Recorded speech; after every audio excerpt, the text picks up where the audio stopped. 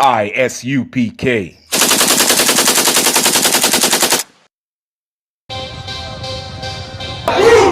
want no cowards in our camp, in our camp. Holy men, defense is high. We want no cowards in our camp, in our camp. Never let them run us fly. We want no cowards in our camp, in our camp. Holy men, defense is high.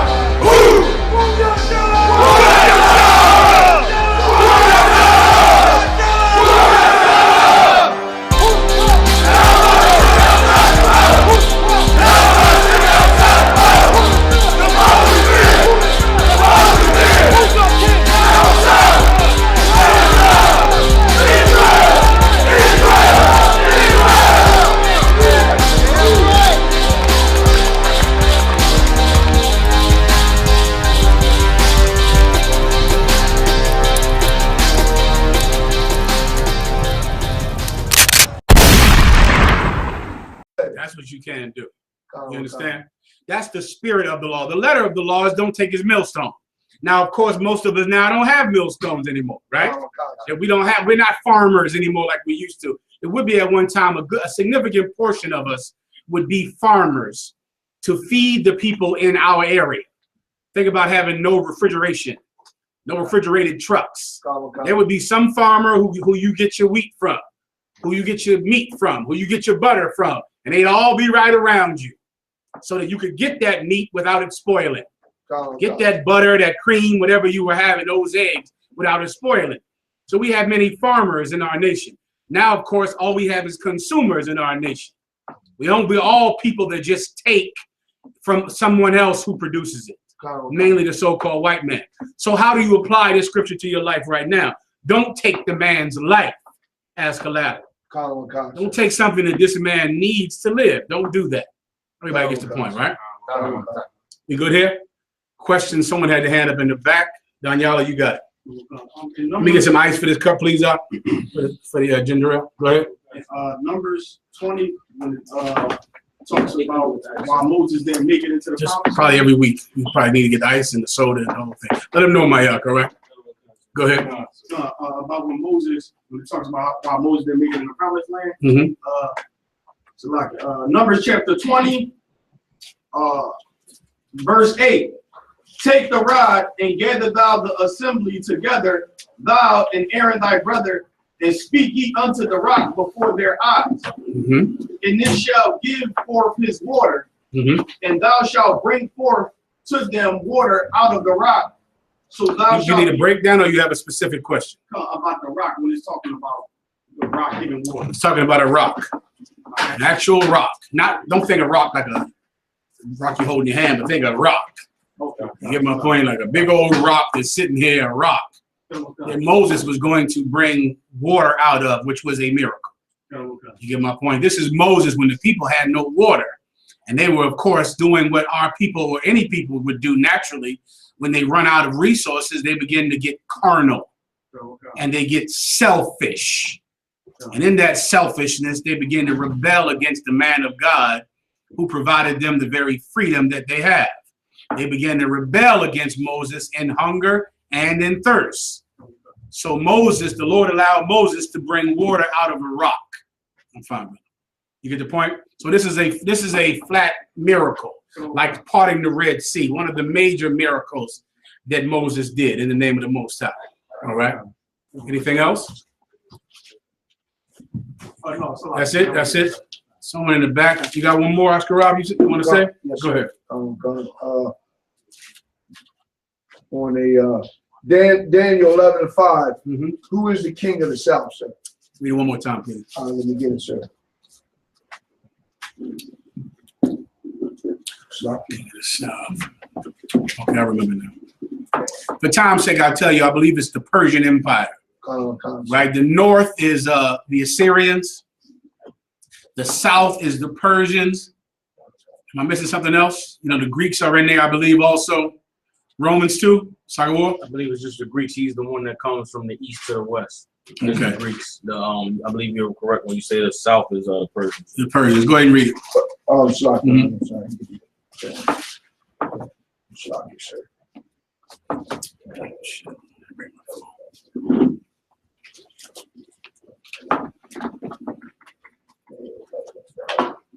Daniel chapter 11 and 5. Hold on. All right. Let me read. Daniel chapter 11 verse 5. And the king. Soccer war. So like I believe the king of the south is one of the generals who took over after Alexander. Let me hear it, please. Oh, sorry. Please. Daniel chapter 11 verse 5. And the king of the south shall be strong, and one of his princes, and he shall be strong above him, and have dominion.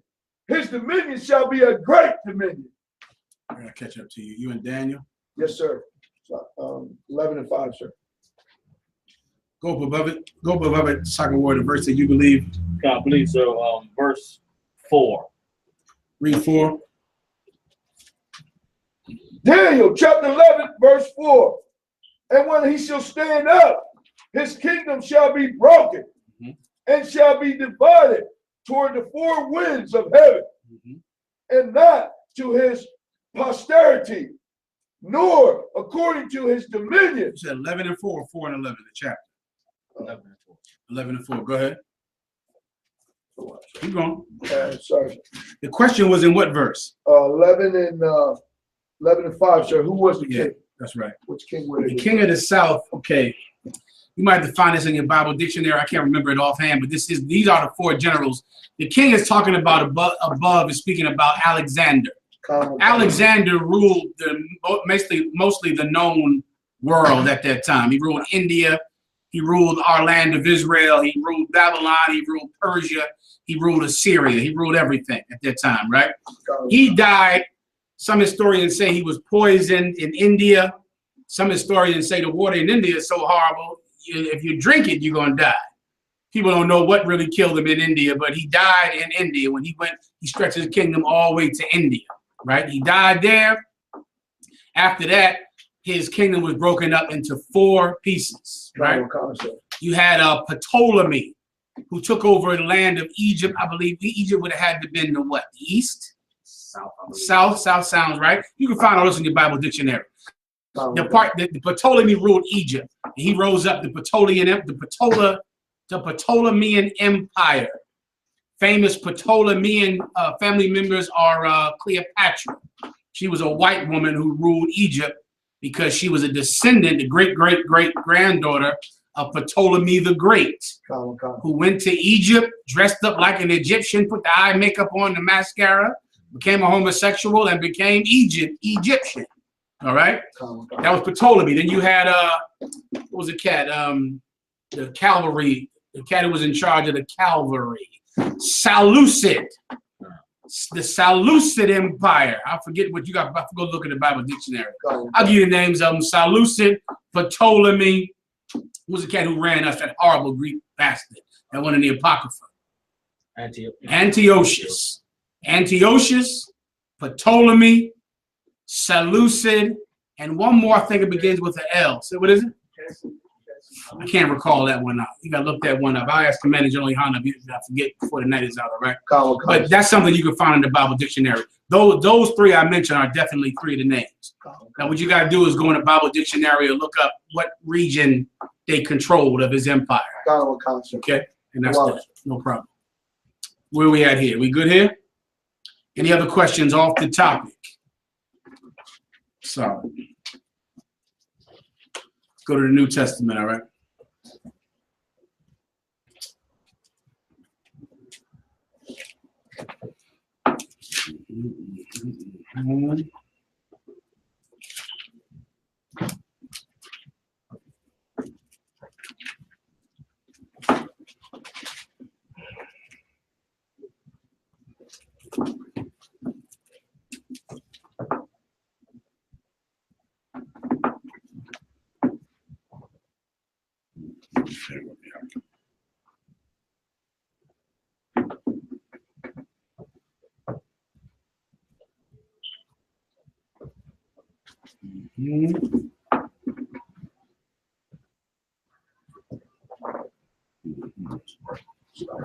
Right.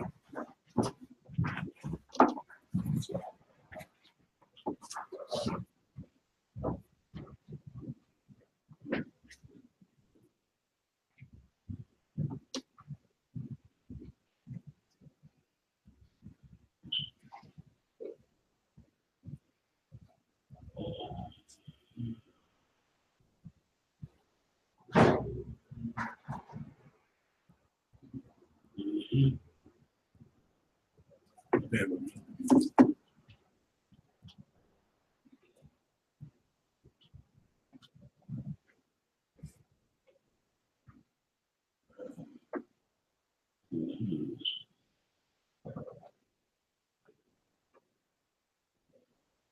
Right. Let's go to Philippians, the first chapter.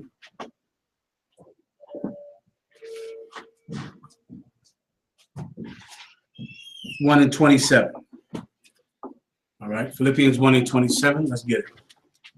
All right, Maud, you can take it. Yes.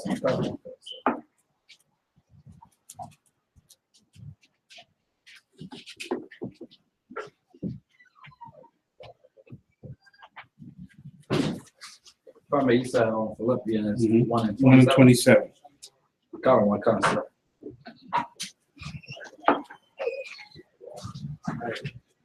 We had the book of Philippians 1 and 27. Only let your conversation be as it becometh the gospel of Christ. You know what? I'm gonna go up above it. Let's go to Philippians 1 and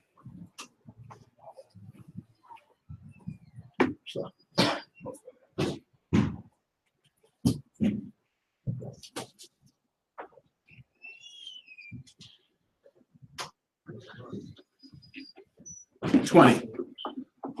Go. Got one concept. We are on Philippians 1 and on 20. According to Please keep going. according to my earnest expectation and my hope that in nothing I shall be ashamed. This is Paul speaking. Paul is writing this letter to the school in Philippi, right?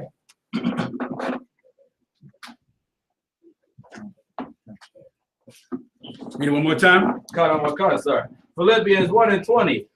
According to my earnest expectation. What does that mean? Who knows? Earnest expectation. It's like Sarah, he's honest, what he expects, honestly. That's correct. What he truly expects out of them. This is Paul writing to the school in Philippi. When you go through and read the books of Paul, the letters that Paul wrote to his school, those letters give an excellent example of one man's desire that his work in the Lord last, that it stand, and that it be not shaken by all of the things that shake people out the truth. Like the truth, one of the major differences between the truth and the lie, being in the UPK and being in the world, is this. When you're in the world, there's nothing to leave.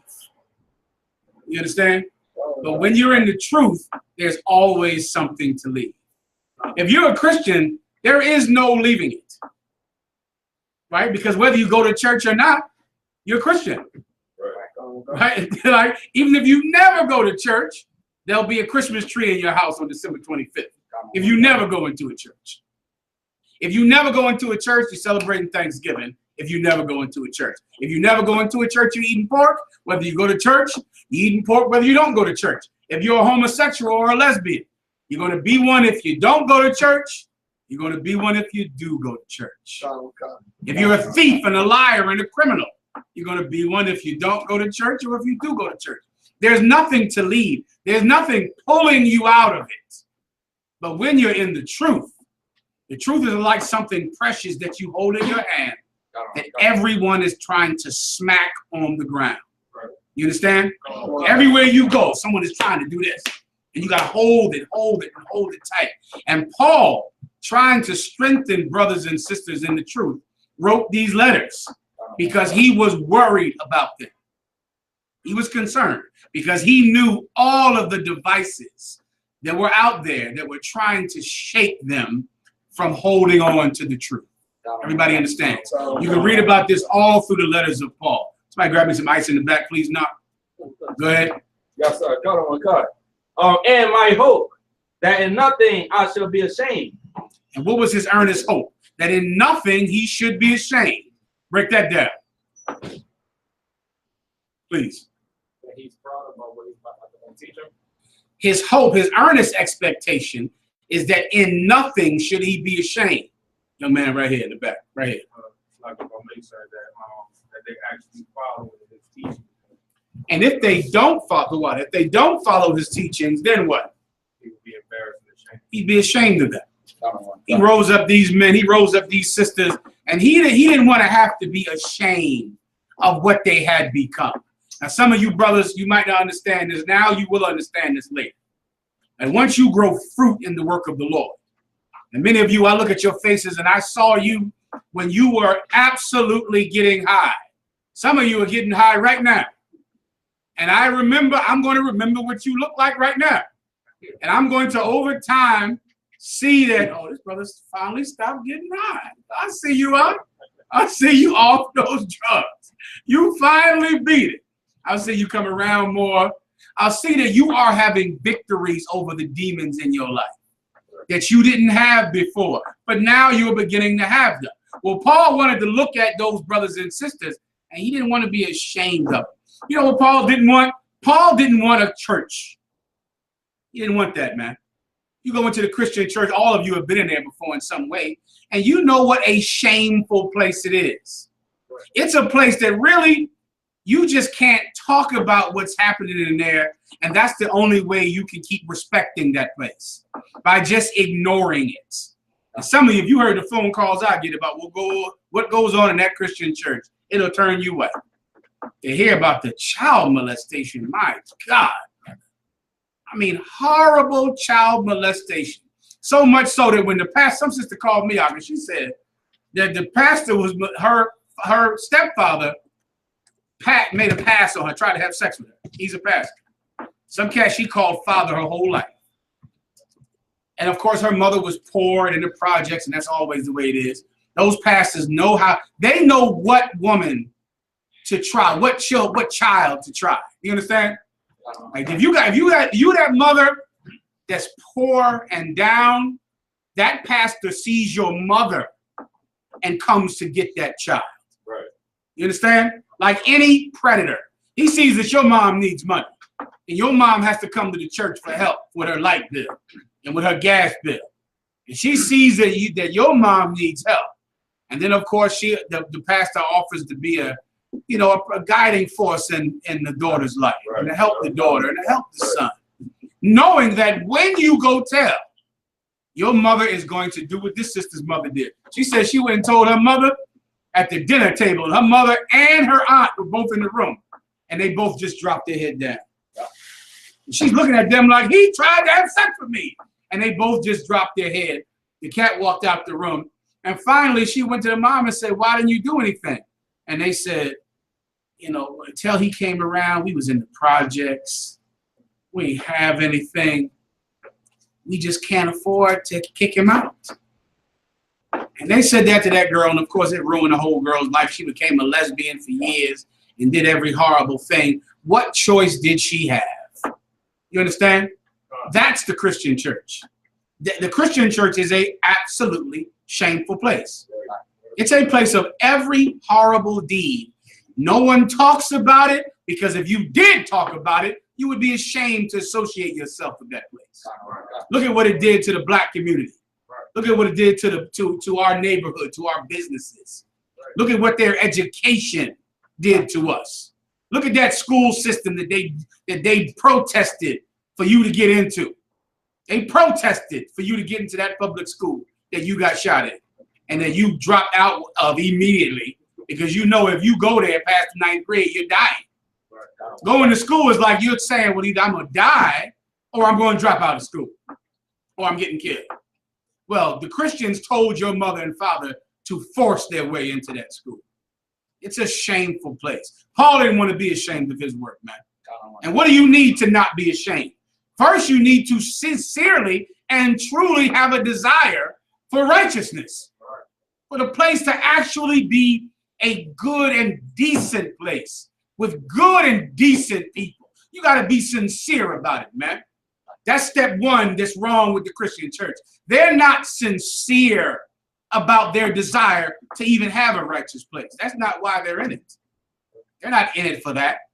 That's why every preacher and every pimp are almost, you can't tell which one is different. You don't know who the drug dealer is, who the pimp is, who the preacher is. They all talk the same, all dress the same, all drive the same car. Because all of them are in it for the same reason. They're all in it for their own lust. None of them are in it sincere. None of them are in it because they actually want to help people. The Christians are there sincerely. The people that go to church are people getting off of drugs, people trying to brothers who've been hearing about this church for years while they've been shooting people in the street. And finally they walk into grandmama's church like, come on, man, let me try some of this. Let me give this a shot. Maybe this will get me off of these drugs. A ton of sisters who've been molested, broken, in emotional crisis every day, and like the feeling that going to church gives you. Going to church gives you a sense of euphoria, like any emotional burst. And the sister needs that emotional burst because she doesn't have anything real or substantial in her life that could actually change her problems. So like any drug addict, she goes to church every Sunday to get a fix. Your brother, grandmama has been nagging you to go to church for years. So finally you say, I'm sick of going in and out of prison. Let me go over there and put my hands up and see what happens. All right, I'll hold your hand. Let's hold hands, everybody. Would anyone like to come down to the altar? You sitting there like, I might as well go. Like every week you like, I should go. I should get myself together, right? I gotta get myself together. I can't keep living like this. Finally, you sashay your behind on down. They all sad. I'm here. Everybody start clapping. Oh, look at him. Jimmy finally did it. Jimmy, we thought you was never going to get over that narcotic. Now you finally down here. You hug and you cry. You feel that thing the women feel in church for a couple of minutes. Lo and behold, Jimmy, you keep getting high. You keep doing whatever you was doing, especially when you start to find out that everybody in the church is just like you. And you really have no reason to ever change. You don't want to be him. Paul didn't want the school in Philippi to be that school. The school in Thessalonica, the school in Ephesus, the school in Rome. He didn't want those places to be like that. He didn't want to be ashamed. Keep going. God. That and nothing I should be ashamed, but that with all boldness as always. Let me get that thing you sent me today, please. Come on, God. But in what? God. But that with all boldness. With all what? Boldness. With all what? Boldness. Go ahead. As always. So now also Christ shall be magnified in my body. So he didn't want to have to be ashamed of you. He wanted to be able to be bold when he spoke about you and your righteousness. As always. As he always was. Now, what was the concern? Paul was in prison. He was away. He wasn't there to specifically be over those schools to make sure that they didn't get the truth smacked out of their grasp. That they didn't go back into the world and just become like any other Christian church. That's why we hate other Israelite groups so much. If you wonder where it comes from, we hate all Christians. You understand? We hate Christianity because we know how destructive it is to black people. You form an Israelite group and make a sexy Jesus for everybody to worship, and now I got to act like I don't see it? I've seen it all my life. I've seen this place that claims to be righteous, wearing purple gowns with a sexy Jesus that everybody's supposed to worship. Israelite groups are no different than Christian churches. They're places that you can't be proud of because of the conduct of the people that go there. You understand? You got to be ashamed if you go to some Israelite group when all the gay stories come out and all of the filth and the disgusting things come out. Imagine being a member in the purple rain. And imagine, look, I'm in the UPK for all these years. I can't even imagine a gay story coming out of my school. A gay story. My God, can you even fathom that? Some gay, like, oh yeah, that cat, he was gay, he was getting transvestite. Right. Oh yeah, the bishop sent everybody a dick pic, excuse my language, a penis picture.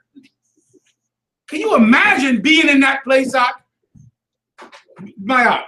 Right, some young Christian Israelite, he said in his place of working, they talk about us saying we just too strict. Like that's their bad thing about us. We too hard, too disciplined.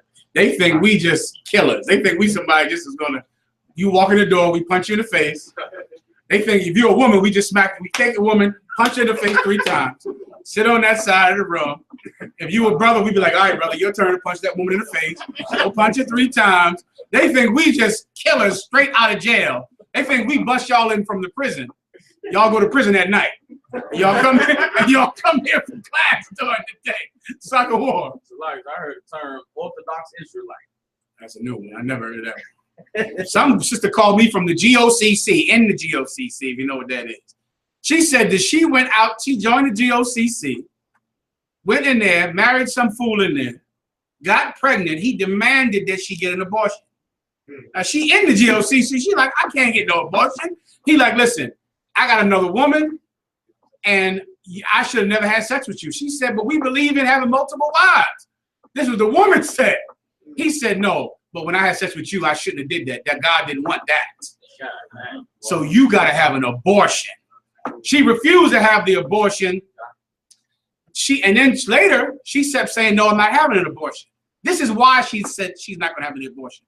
Because she said, your wife who you claim is having sex with another brother in the GOCC that he knew about, but he was forgiving her that. You sisters, y'all don't know this. Let me explain this to you, brothers in the world. Brothers in the world have one wife who's the real wife. She the wife. And the rest is just hoes they having sex with. So when you go get with some cat in the GOCC or in the Purple Rain or whatever group, he's not going to make you another wife. She the wife. Usually is the one with the biggest mouth who's been there the longest. The one who nags the most, the meaner one. Who's ever the mean one. She the wife. You are not mean, so you can't ever be the wife. So the minute she finds out about you, you got to go. Because she don't like this, she ain't having this, you got to leave. So that man is going to leave you. He has to leave you because it will upset mama, who's the real wife. Well, she said, listen, she having sex with another one of the brothers. He said, I know, but we've been through a lot. I stepped out on her too, so I got to forgive her. That's another thing, sisters, that brothers in the world do. Brothers in the world will forgive a woman of all kinds of whoring if they are convicted in themselves because they went out and had sex with somebody too. It's damn near like a game that, you know, that's why they call it cheating. Meaning, I broke the rules, so if she break the rules, that's all right, cancel each other out. Hell no, it doesn't cancel each other out. You brothers don't ever forgive a woman for being a whore, ever. It ruins your soul. Your soul can't be the same after that. She kept complaining. Finally, the brother vexed her so much, she left. She had to go do this in Egypt. This is in Egypt, what I'm talking about. In the GOCC, you got to leave and go to Egypt to even be in there. I wonder why. I wonder why they in Egypt. The purple cats is in Africa. I'm sure they out there for good works. She down there in Egypt. The cat flew her back to America to have the abortion. She had the abortion. She left them, and now she's in the UPK. Y'all shut. It's a horrible story. So now, of course, we go do what we do, patch her up, and put her back together. Fix her up like you fix up a broken house. Salve her and give it an ointment and put mortar on her and build her back up together again. Why? So we can be proud of her, man. You understand? So we can be proud of her. Go ahead. Please, please. Oh my God. And whether it be by life or by death. Verse 21. But to me, meaning he's gonna do this if he has to die for it. Whether he dies for it or he lives for it, that doesn't matter to him. That's another UPK concept. An honorable death. That's a UPK concept. If the cause is just and good, these men are willing to kill and die for it. Oh my God. Especially for our brothers. Willing to kill and die for it, if it's just, if it's a decent cause. You understand? If it's honorable. That's what Paul is saying, man. That's what Paul is saying. That concept is gone from the weak men of this world that have been raised by the Christian church. In here, that's a real concept. You troopers, you'll understand that soon when you step foot on that street corner and you're faced with the decision. Should I run? Should I leave? Should I go back and suck that blunt? I get all good happiness when I put my mouth, when I wrap my lips around that blunt and suck. Should I run back to that? Or should I give that up and stand next to my brother? If it means my death, if it means my life, it's all the same to me. That's what Paul is saying. In the pursuit of raising up an honorable school, he's willing to live for it or die for it. Either one. Keep going. Verse on 21. For to me to live is Christ, and to die is gain. Is this Facebook thing on Soccer Wolf? That thing set up? That ain't it, is it? Nah, that's it. Go ahead. Set that up to her every week, all right? Come on, come on. Go ahead. Yes, sir. Read it one more time. For to me to live is Christ, and to die is gain. You get that? For me to live is Christ, and to die is gain. What does it mean to live is Christ? What does that mean? Come on, please. Show me God. To me, if I'm living and I'm doing Christ's work, I'm doing, like if I'm living, I'm doing. Living means what to him? Doing Christ's work. Give him a hand. That's it. Say it just like that. That's what living is, right? That's very important to understand, because here's the problem. Who is living to most people? Living is you. Right? That's what living is. Living is you waking up every day with your own desires and what you want and what you like and what you don't like. And that's what life is. And what's a major problem with living like that? Your life is going to get too miserable to live, which is going to my point. This living your life the way we live our life, this honorable fashion that we've decided to fashion ourselves in and to mold ourselves in, not only does it get you the kingdom of heaven and rulership on the planet Earth, but it fights depression. You understand? The Christians that go to church, that get to do everything that you can't do. You can't smoke weed anymore. You crying all the time because you can't get high. You think that's, you think life is over because you can't give every drug dealer all of your money.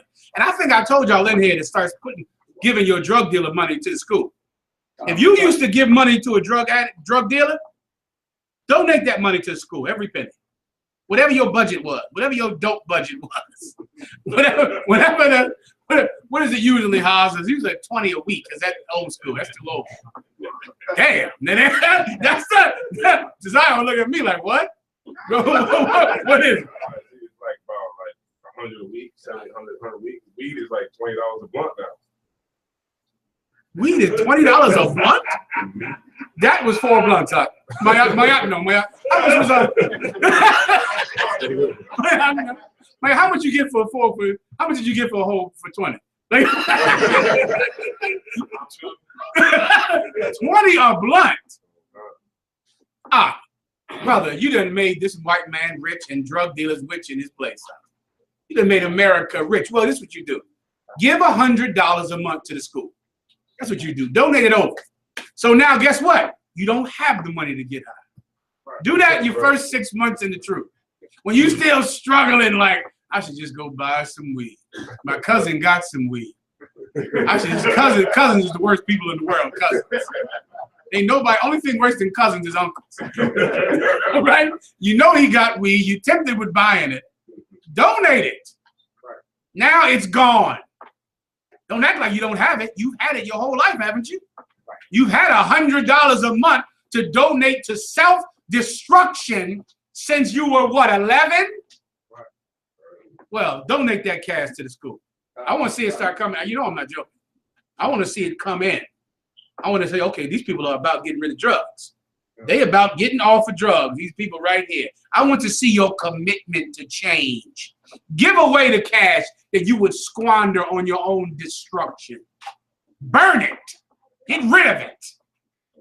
That's how serious it is. That is exactly how serious it is. What is Paul saying? If he lives, it's Christ living.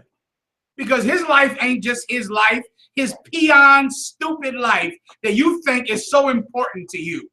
Especially you sisters, too. Sisters think that everything they want is the most important thing in the world. Whatever they want that is life or death. The thing that they want. And sisters, please stop calling me, telling me I'm hard on women. When I don't give a damn about any of that. My phone got to ring all night about I'm hard on women. Some sister called me, she said, why do you hate me? I said, sister, here's the difference between me and your husband. I don't feel anything about you. This is my job. You understand? I don't have any feelings. I feel what a doctor feels. You understand? The man that does your taxes, I feel what he feels about your taxes. I feel nothing. I'm just doing my job. Your husband, however, he loves you.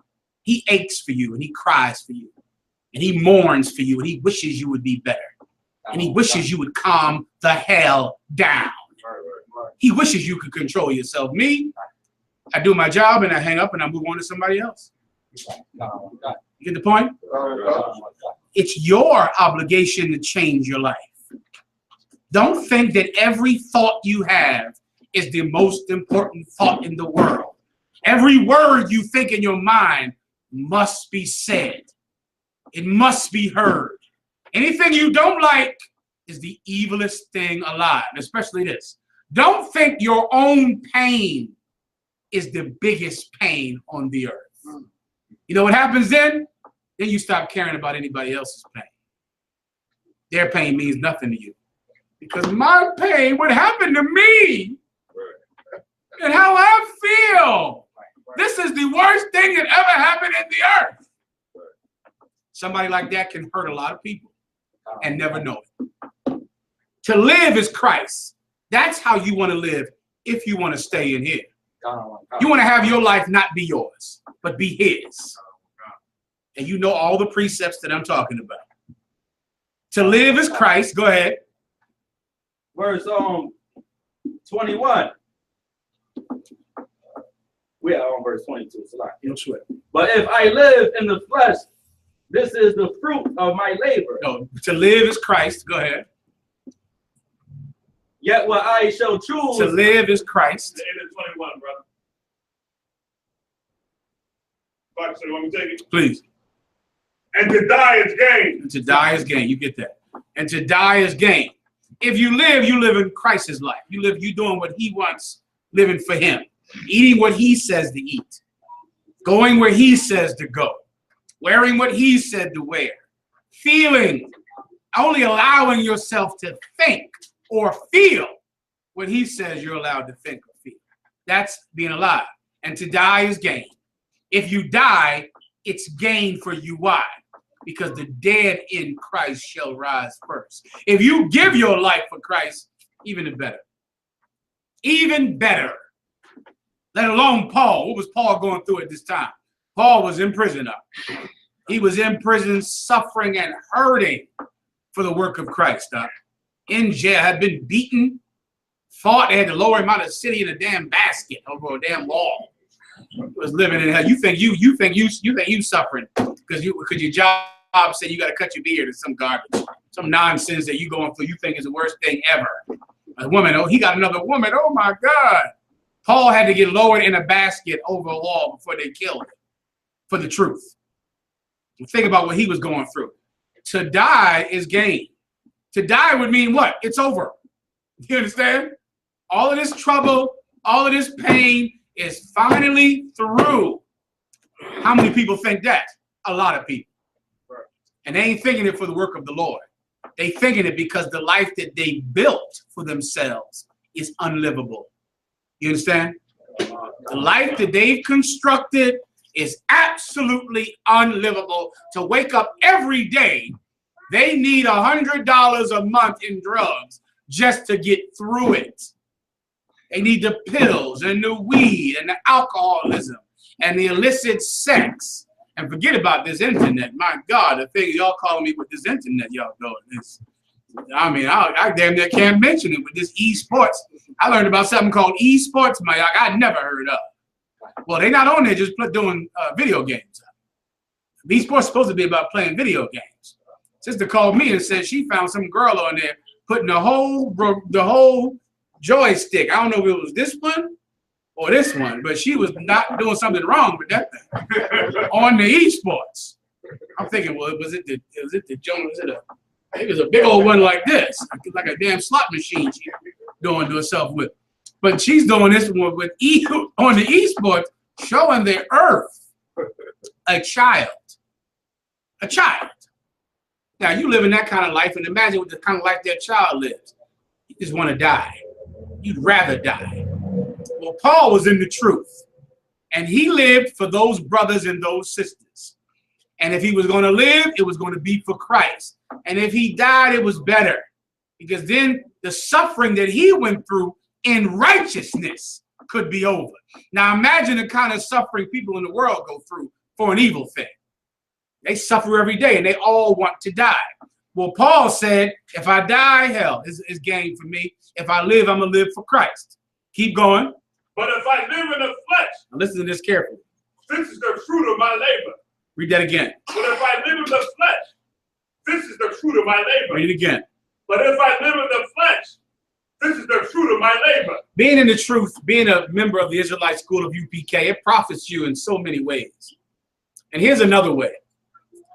If I live in the flesh, this is the fruit of my labor. You know what else the UPK gives you that you didn't have your entire life? The UPK gives you something to live for. A reason to live. And now you have a reason to live. Now there's something that truly needs you. And you can put your shoulder to the grindstone and work it and excel. You can have a career in the UPK. I came in the UPK, I ain't find a weekend thing to do, a hobby. I found a career to mold my whole life after, to get raised up in it, to grow in it, to travel, to grow in power and might. I found a career in there, and you could find it too. You could apply yourself, and you could have a reason to live, something that I did not have before I came in. A reason to not get high. A reason to not put that gun in your mouth. A reason to not OD. A reason to not drive in a car drunk so fast and don't care what the hell happens. A reason to live, man. That's what Paul had. Paul said he's suffering, he's in jail. If he lives, it's going to be for Christ. If he dies, it's gain. But read it again. But if I live in the flesh, this is the fruit of my labor. If I live, if the Lord doesn't take me, this is what I've produced. And that's why I earnestly don't want to be ashamed of it. Because this is my work. This is what I've done here. Now, think about brothers and sisters in the world. What in the hell do they have that they can say that about? Women, what do women have that they can say is the fruit of their labor? Those kids who are killing everyone and having sex with everything that is rigid. Is that what you produce? Those kids. Those kids, those high school dropouts, they shutting down every high school. You know why, don't you? There's nobody in there. That's why they shutting down high schools, because what do you need all those high schools for? There's no one in them. It's cheaper just to cut off the air conditioning and cut the heat off, because there's nobody in the damn high school in the first place. And that's why they close them down. So what are you going to say, sisters? At the end of your life, those whores and drug dealers are what you did? That ain't good enough. You're going to want to kill yourself. You're going to want to get high every day. Every time you look at that 14-year-old boy in jail or in a coffin, you're going to want to die. Every time you look at that daughter who's having sex with everybody online, you're going to want to die every time you look at her, because you know that you produce nothing of value here. Men, forget about it. You don't even have children to fool yourself. At least with a woman, a child can fool her. A man, a child ain't going to fool you. You're going to think that you're not even good enough for that kid. That's what you'll say. You'll say, what's the point of even going to see him? I don't want that daughter to see me like this. It's better I never go see her than that she see me in my state. That's what your father said. Your father knew it was better that he doesn't come around. Your mother probably told him it's better that you don't come around. Right. That's what you know it's true, right? She said, you know what, it's better, don't even come. Who your daddy? Baby, you got a new daddy. Jimmy is your dad. He's your daddy now. But what about that now? Forget him. This your daddy now. He the one, he got the biggest paycheck at the moment. So he the daddy for this, at least this month. Brothers, the kid ain't gonna let you have a reason to live. It won't be good enough. You're gonna look at your life, sleeping on that couch, in that shelter, in that prison, and you will realize you have nothing to live for. Well, here's the gospel of Christ. Here's the gospel of Yahushua Christ. You can do what Paul did. You can come into the truth and you can offer men this, offer women this, offer them a reason to live. That Paul looked back at his low moments and said, I have fruit. This is it. Morale. So what? Keep going, House. Yet what I shall choose, I want not. Yet what I shall choose, I want not. Want is want, of course. Meaning, he has a choice to make. What's his choice? Malakia. I even serve Christ to go back into the world. Not Paul. Paul was never going back into the world. But what was Paul's choice? In prison, being beaten, being hated by brothers in the truth who thought that he shouldn't be in the truth because he held the coats of the men that killed Stephen. They doubted his apostleship because of it. What was his choice? House. Or life. That was his choice. He was in a betwixt. I think we're about to read that word. He was in a betwixt over life and death. What should he do? If I live as Christ liveth. If I die as gain. But if I live, if I stay in the flesh, my fruit is Philippi and Thessalonica and Galatians. That's my fruit. This is him calculating out the decision. He's working it out in his mind. I need these schools to grow, man. I need them to stay alive. I need them to be something that I can be proud of. Paul said, this is my heart's desire, that I present you before Christ as a chaste virgin. That's what he wanted to do, man. He looked at every brother and every sister as something he could build up and then go, Yahushua, look at what I've done. This is it. Now, this person is no longer unclean. They are brand new. That was his work. That was the fruit of his labor. Read it again, Hobbs. Yet what I shall choose, I want not. Yet what he shall choose, he wants not. Who can translate that into today's English? No. He's saying he don't want to do either. What he shall choose, he wants not. Please, young man. He's saying what he wants, he won't choose. So what is he going to choose? He's going to choose Christ. Just use the words in the sentence. What is he going to choose? He's going to choose to live. He's going to choose what he wants not. You understand? The thing he's going to choose is the thing he doesn't want to choose. That is another rare concept in the world. Can you even understand that yet?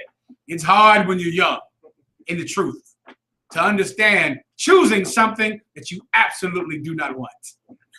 You'll get that one day. You'll get the thing, yeah, I'm picking that because I don't want to do that. And that's the one I'm going to pick. Imagine what life would be like if people did that. You from a community where people do what they want. You understand? Everybody is just doing what they want. Your marriage is bad because one of you or both of you are just doing what you want. Your kids are monsters. You know why? Because they are doing what they want. You can't get along with your mother-in-law or your mother because she does, and in your mother's case, says what she wants to say and do. You understand? Why do those brothers molest children? Because they want to. You understand? Because they looked at it and they got aroused. So they did it. It's just that simple. Everyone does what they want, and that's why this place is hell. Right. Well, this is what Paul decided, man. The thing he chose to do was the thing he did not want to do. Brother, you better get ready to do that. You better learn to do that. You better make that a habit. You better do what the right thing as opposed to what you want. In most cases, those two never meet up. In most cases, the thing you want to do and the right thing are never the same thing. Go ahead. For I am in a strait betwixt two. Read that again. For I am in a strait betwixt two. For I am in a strait betwixt two. Strait means difficult. I am in a strait betwixt, meaning between two things. I'm between a difficult choice. Keep going. Having a desire to depart and to be with Yahweh Mashiach, which is far better. He had a desire to leave and go be with Christ in the fourth dimension. Go before the judgment seat and go be with Christ where Christ is. That's what he wanted to die. He wanted to die because of the intense suffering that this man had to go through to build this school. For it to be here 2,000 years later. We're here because men like him decided to suffer unto death so that the truth did not disappear. And it was very difficult, and it will continue to be difficult. But the gain is glorious. Now, what's the point of all this? This is the scripture breakdown class, correct? You want to have this in your mind when you fish. You understand? Have in your mind what you're offering them. You want to think about it. I'm offering this man a reason to live. And before you know it, because you sculpt your words and your spirit to offer this dying man, this dying sister, a reason to live, you will be a better fisherman. You'll fish better. Because rest assured, you are fishing people who want to die. That's the problem with having blacks and Hispanics be your constituency. You're teaching someone who would rather die than give up pork.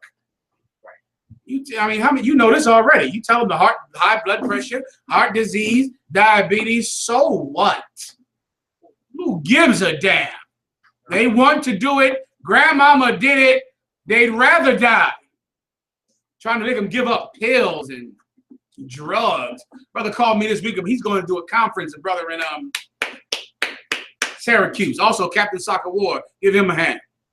Captain Soccer War is doing a lecture this Tuesday. What's the topic? Who are you? The biblical perspective on Black history. Who are you? The biblical perspective on Black history. He's doing it at Cheney University.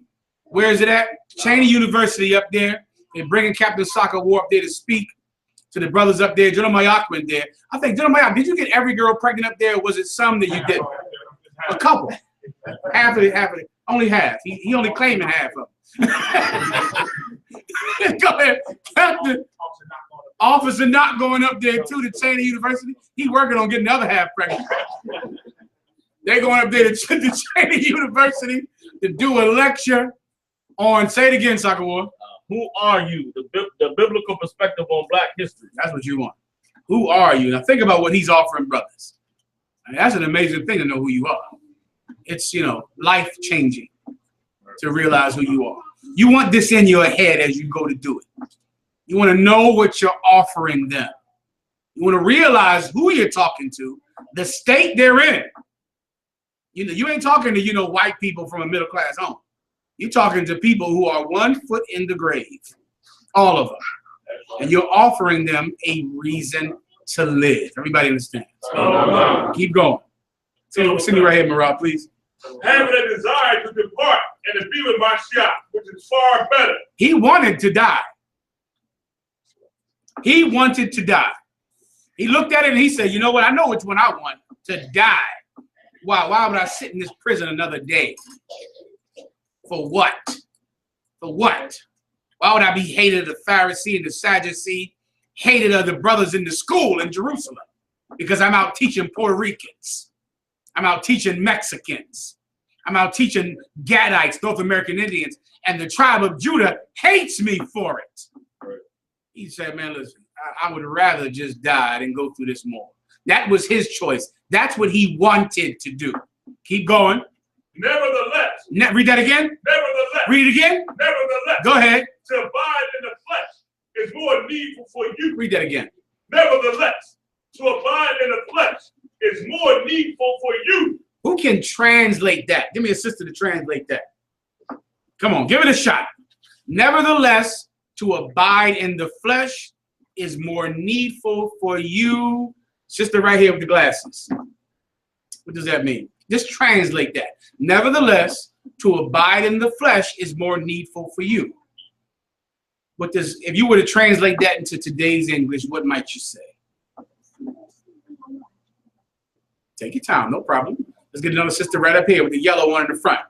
What's the rib name today? I want right here. Kazakawa, right? Break it down.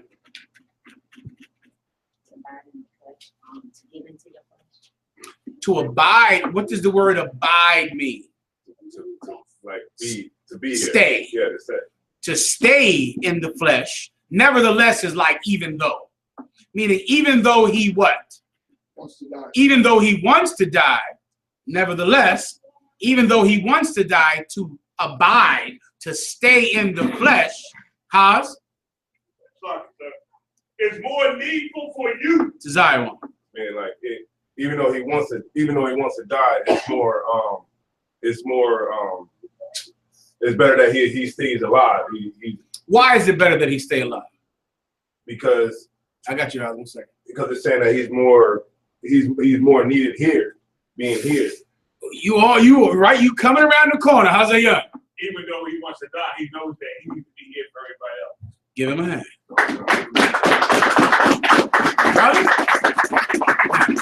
If you want to understand the spirit of Christ, that's what you're offering people.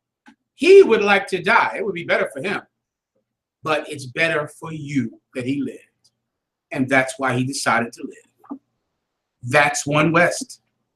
That's it. That's where you're sitting. You're sitting in that place where you go, man, you know, I didn't grow up with my father. My mother hates me. I can't find a job. I'm addicted to this. I'm addicted to that. I live in this place. It's so horrible. I can't see my kids. It's better that I die. But what about to Zion? You understand, don't you? You'll get that one day if you don't get it now. Oh, I get it. You understand? I get it somewhere bad. Somewhere bad. I get it. What about Danyala? What about Amala? What about No? What about Kazakawa? Nah, F that. Nah, never mind. They need me. You understand? They need me. And if they need me, I will stay as long as they do. That is One West. Jeremiah.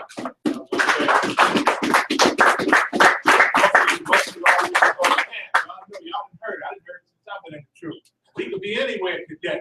We got wives and kids. We could be anywhere, but we here for you. You understand? We on the streets for the people. Right. You understand? Forget about it. How? I remember that time we was in the other location after class. And Johanna said to us, he said, understand this, I'm gonna do something. He said, I will puff myself up. So you don't get fooled by these fools out here to know what the hell they talk about, having to do all kind of crazy stuff like these other groups. Come. And the reason why he did that, because we needed him to do that, so he was in the right direction, not in the wrong. I remember. He didn't want to take it, but he said, I need to do this because I don't want nobody fooling y'all. The garbage is out here, but these are the wrong way. And which I fully understand that. What you're saying is so true. Now, a brother or a sister that understands that, they never get high again. They can't. They can't do it for you. You understand? They can't let something like that happen. Leaving the truth. Oh my God. I mean, that becomes, oral sex on a man. That becomes homosexuality. That becomes a thing. Like, imagine a thing that you ain't never done. You get my point? That's leaving the truth. I got you 1 second out. Leaving the truth is like a thing like this.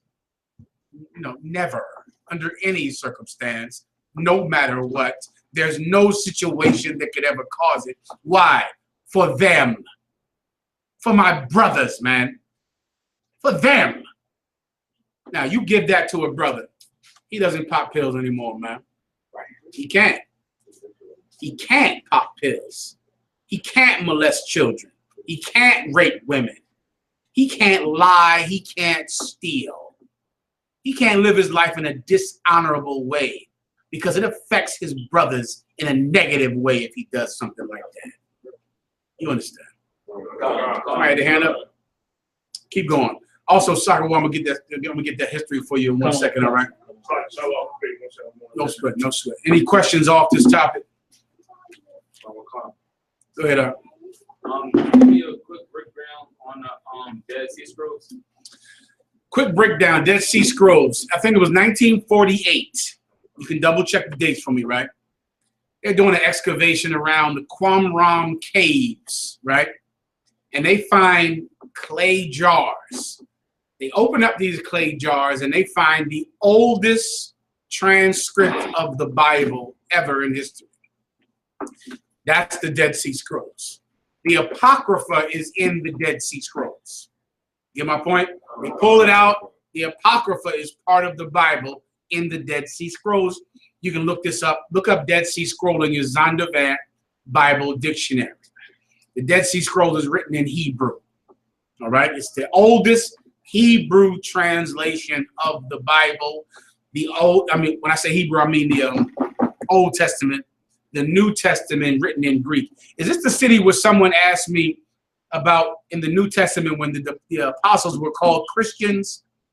Did it mean followers of Christ or anointed ones? That sound familiar to someone? When you look up that word Christians in the Greek, it's Christanos.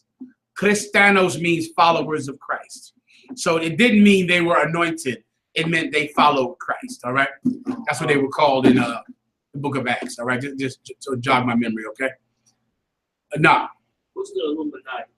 The Illuminati, okay, let me give you a couple of definitions for the Illuminati, right? Let me go back to fact. Okay, this is fact. Back during the time of the Renaissance, right? The Catholic Church was the dominant force on the earth. Meaning every city, every state had to worship the Catholic Church and believe what the Catholic Church said as doctrine. This is around the time, what's that cat who the apple dropped on his head? I forget, you know what I'm talking about. The cat the apple dropped, he's so-called invented gravity. I don't know how the hell you do that. Go ahead. Was it Darwin? Newton, sir. Newton. Right. Sorry. Newton sounds right. Sorry. I don't know the first thing. I know Newton. Nah, Isaac Newton is somebody else. That sound right? It could be. Go look it up, all right?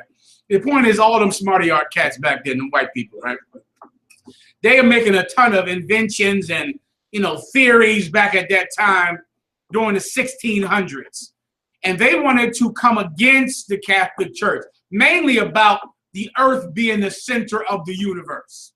You understand? The Catholic Church believed the earth, not the sun. Like right now, we all know that the sun is the center of the solar system. Back at that time, they believed that the earth was the center of the solar system. They believed that everything was about the earth and earth, this, earth, that. And the scientists and the people who were learned people started to see that the Catholic Church was wrong about it, right? They also were homosexuals and hated all of the so-called morality that the Christian church would push at that time. You got your hand up? Like you said, also wasn't did they believe that the world was flat too, sir? The world was flat. The Catholic Church, before that, believed the world was flat when the Bible says the world is round. So I don't know why the hell they believed that, but they did. So the scientists started to say the Catholic Church is wrong about what they teach. They believe that the Catholic Church was in the Dark Ages and they were illuminated, which means they saw the light. Like illumination, they believe they saw the light. So the Catholic Church began to war with them. They would write letters and write books and teach lessons on how the Catholic Church is wrong. The Catholic Church would come against them. The Catholic Church would kill them. They had to go into hiding. It was a whole dumb mess. And that is the Illuminati. That group that was formed of scientists and thinkers who didn't believe that everything the Pope said was actually fact. That's what the Illuminati is. That's who they are in history. They're similar to the Knights Templar, or another group came against the Catholic Church over money and wealth. Catholic Church killed them on Friday the 13th. And now, after they died, myth arose about them. That's the Illuminati also. Once the Illuminati was gone, now then what happened? Science became, so-called science, became the believed notion of the day, which is today. People believe science, so-called science, not the Catholic Church. But myth has arisen up over the old Illuminati. Now people believe in the myth that the Illuminati are the secret white people that run the world because they have the internet, right? So they believe that there's a secret group of white people that run the world. Only one problem with that, it's not secret because we're talking about it right now. So I don't know how the Illuminati could be secret when everybody knows about it. You with me? Maybe it's all BS. You get the point? Maybe it's like Roswell aliens and nonsense. Maybe it's something for you to think about while the white man pushes drugs in your neighborhood and guns and kills you in prisons. It's nonsense. It's nothing. You get the point? Are there a secret group that run America? Yes, there are. The Bible called, there's 666 of them, and they run the planet Earth. Is there a chief house of Satan? Yes, there are. They're Jewish men who make bullets and band-aids, who run the banks, who run everything. You don't know who the hell they are. Nobody talks about them. You can't type them into the internet, learn everything about them. But if you type in Illuminati on the internet, you can learn absolutely everything there is to know about the Illuminati, which means they're not a secret organization. You get the point, right? Please. What? Now, with that said, there's other brothers that can teach you all about the Illuminati.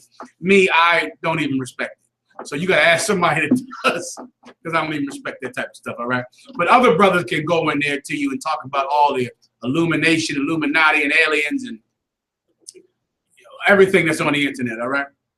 Where are we at right now? Let's finish up. Shaka War, give me that scripture. Give me that history. You get the point. Do you understand what I'm trying to say? The Christian church is a whorehouse. The truth is wonderful in every way. You want to bring people in the truth and offer them a reason to live. All right? And understand what you're offering them. Now, let's go back to who wrote this, Shaka War? W.E.B. Du Bois. You know who he is. W.E.B. Du Bois. Everyone knows about him. Also, today is so-called President's Day. Y'all know that, right? President's Day, it was invented when? Somebody look up President's Day quickly in their phone, right? I think it's based on Abraham Lincoln's birthday or George Washington's birthday. It's President's Day today, all right? Donald Trump is president, so that lets you know how important this day is. Do you know Donald Trump says bigly? Were you aware of that? Donald Trump says, we're going to do this very bigly. You know, who thinks I'm making this up? So I go, well, pull up bigly Donald Trump right now. How old is the brother in the back? The brother right there. How old are you up? Now, this brother's 14. Would you ever say the word bigly? This brother's 14. He would never say bigly. Donald Trump says bigly, meaning I'm going to do this thing bigly. I'm going to invade Iraq bigly. Well, he's president. So that lets you know how important that job is. Maya. Somebody else in this cabinet this week said, irregardless. I didn't hear that, Maya. That's one of my pet peeves. I do not like the word irregardless. Do not say the word, that is not a word, irregardless. Regardless, not irregardless. Do not say specific when you mean specific. Don't embarrass General Yohana. I mean this specifically. Don't do that. Don't say irregardless. Don't say Pacific. What's the other one, Mike? I'm missing. Don't say Valentine's Day either. That's another one. You got it? Let me know when you got it. Okay, Saga War has W.E.B. Du Bois talking about the Christian church. I'm going to read that and run the hell out of here, all right? Go ahead. The cut regulations. I'm going to cut taxes bigly, and you're going to raise taxes bigly. End of story. Let me get you to pause right there because we're going to move into the next segment. We're going to talk That can't be. That kid's Hillary Clinton, like, come on, man. Hillary, like, I can't believe this guy is going to beat me. Hillary Clinton went out there and was brilliant. But they don't like that. The presidency is stupid because the people that elect him are stupid. They're dummies. This brother is 14, man. This brother wouldn't say bigly. I've never heard anybody say that word bigly. This cat is president of the United damn States.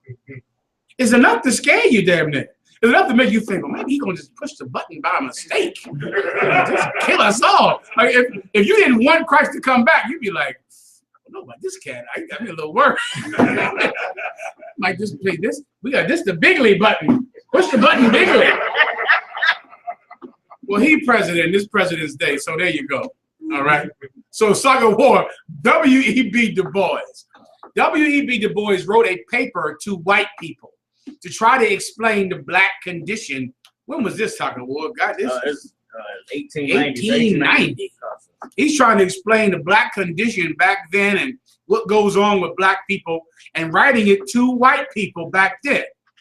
Go ahead and read it. Saga War will read an excerpt from this work that W.E.B. Du Bois did. Go ahead. It says, those who have not thus witnessed the frenzy of a Negro revival in the untouched backwoods of the South can but dimly realize the religious feeling of the slave. Well, he's saying, if you've never seen a Negro revival, then you really can't understand the feelings of the slaves. He's going to talk about where the black church came from. The black Christian church came from the church of the plantation. What you're experiencing, what your mother and your grandmother fell in love with, was the exact same thing that they had under white rule in the plantation. And without experiencing it, you can't understand it. Go ahead. If you could skip me also, read a little bit of that, then skip me down to how it would be when they would be stark. Meaning that description of the UPK is in there, where they would be stark and militant. Go ahead, quick. Three things characterize this religion of the slave: the preacher, the music, and the frenzy. This is 1800s. The preacher, the music, and the frenzy. That's why women go to church. Women love church because of those three things. The preacher, because he's wearing that pimp suit and that nice clothing and all those things you don't give a damn about, but women care about. The shoes, the gaiters, if you're from Chicago, the gaiters, the suit, the all of that whole attraction that preacher has. The what else? The music and the what? And the frenzy. Frenzy. You know what that is. I ain't gotta tell you about this. You've seen it. And that is the pull. Keep going. These were the characteristics of the Negro religious life as developed up to the time of emancipation. Keep going. Since under the peculiar circumstances of the black man's environment, they were the one expression of his higher life. They are. Read that one more time, please. Since under the peculiar circumstances of the black man's environment, they were the one expression of his higher life. The peculiar circumstances of his environment. What was his environment? In slavery. That's like his rough, so he's a slave. Slavery. Right? He was in hell. He was being beat. He was being hurt. He was being degraded and emasculated every day. So because of the peculiar circumstances of his environment, go ahead. They are of deep interest to the students. Is that what you read from? Since under the peculiar circumstances of the black man's environment, they were the one expression of his higher life. This place was the one place that he could be. What's the word I hate? Because it's misused and it has nothing to do with weed or the Christian church. Because of his life being so down and sullen, the church was the one place he could be spiritual. And there, he's spiritual is an evil word because you don't understand what the hell it means. Weed doesn't make you more spiritual. You understand? Right. The Christian church is not making you more spiritual. It's giving you a frenzy that you mistake for spirituality. I got you up. And this is the one place where you can be your higher self. In this place and where you're not an actual slave. Keep going. They are of deep interest to the student of his development, both socially and psychologically. Numerous are the attractive lines of inquiry that here group themselves. What did slavery mean to the African savage? What was his attitude toward the world and life? What seemed to him good and evil? We're going to read this next week, brother. This is, an amazing work this brother did back then. When he examined the Christian church. Soccer War, you're able to skip down to when he talked about what it would be like if they didn't have a church that came from plantation worship. Come find it now, sir. Give him 1 second. If not, we're going to end it up with that. Remember Captain Soccer War's lecture at Cheney University. We're going down there, I believe, my y'all. We'll go to Cheney with Doc and Captain Soccer War. Give him a hand. Damn, that's tomorrow night. Tower War, you going down there? You going down there, Tower War? We'll get down to the Cheney University, work on the other half of that university. That's my op, though, not me. I'm spiritual. I'm spiritual. Right? You got a Soccer War? If not, I got to wrap it up. Come on. That's what I can say if I could. Because when I was doing a Planned Parenthood breakdown at Kent, and W.E.B. Du Bois was one of the keynote people who actually pushed Planned Parenthood to black people. He wasn't in the truth. I mean, I got researched that, but he was not a priest of God. That much is goddamn sure. Come on. So all that, you can check it out and bring it in here.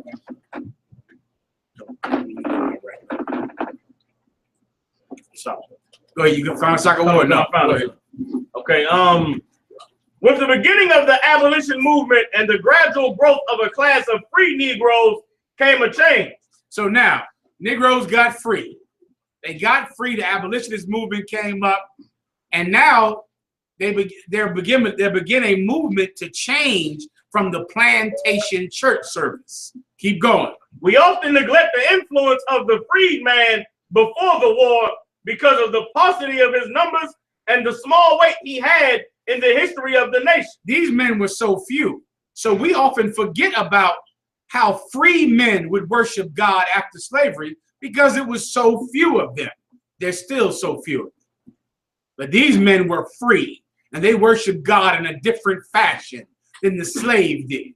Keep going. But we must not forget that his chief influence was internal, was exerted on the black world, and that there he was the ethical and social leader. He was the what? Ethical and social leader. See, his influence was internal.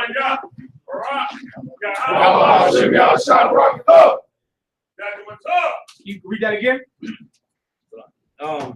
We must not select. He was the ethical and social leader, huddled as he was in a few centers like Philadelphia, New York, and New Orleans. We'll get this next week,